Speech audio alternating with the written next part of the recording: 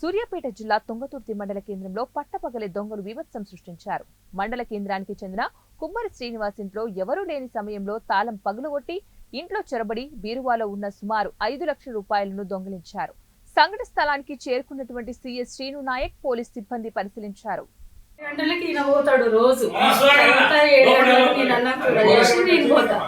అయితే ఈ బాబు కూడా పోతాడు. ఇప్పుడు సెలవులకు వచ్చిన కాంచి వీడు నాతోటే వస్తాడు, నాకంటే ముందే వెళ్ళిపోతాడు. మేము పోయిన తర్వాత ఏమైందంటే ఇవాళ బాలకృష్ణ పని చేస్తాడు మా కాడ, ఆయన రాలేదు. ఆయన రాకపోయేసరికి అమ్మాయి వచ్చినా రాకుండా బిజీగా ఉంటుంది కాబట్టి అమ్మాయి నువ్వు రా మాకోసేపు కౌంటర్ కార్డు నువ్వు అని అంటే ఆమె ఇప్పుడు 7:30కి అట్లా వచ్చింది. ఆమె అంతే తాళం వేసేది 7:30కి వచ్చింది. ఇప్పుడు ఎంత అవుతుంది? 8:30 అయిందా? 1 గంటల నేను నా ఇల్లని ఏది పడుతుందో అలా వేసుకున్నా. కనీసం లెక్క పెట్టకుండా కూడా వచ్చినట్టు అలా పడేసుకున్నా. దాని నిండా ఉండే దొంగ ముండా కొడుకు ఎవడు చేసిండో ఏమో, మాకు ఎవడో తెలిసినోడే చేస్తాడు కానీ తెలియనోడైతే ఎవడు రాడు.